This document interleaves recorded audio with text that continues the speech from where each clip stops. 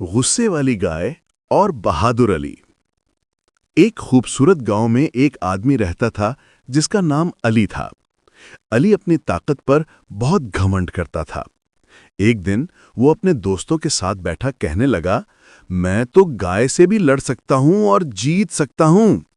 دوست اس کی بات سن کر زور زور سے ہنسنے لگے، لیکن علی سنجیدہ تھا۔ اگلی صبح وہ گاؤں کے کھیتوں میں چلا گیا جہاں بھولی نامی گائے سکون سے گھاس چر رہی تھی۔ علی نے بلند آواز میں کہا، آؤ بھولی، آج دیکھتے ہیں کون زیادہ طاقتور ہے۔ بھولی نے آہستہ سے سر اٹھایا، کچھ دیر علی کو گھورا اور پھر اچانک پوری رفتار سے اس کی طرف دوڑ پڑی۔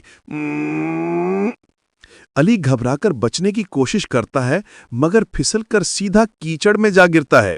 بھولی رکتی ہے، زور سے سانس لیتی ہے اور اپنی دم سے علی کے چہرے پر کیچڑ اچھال دیتی ہے۔ یہ دیکھ کر سارے گاؤں والے ہنسنے لگتے ہیں۔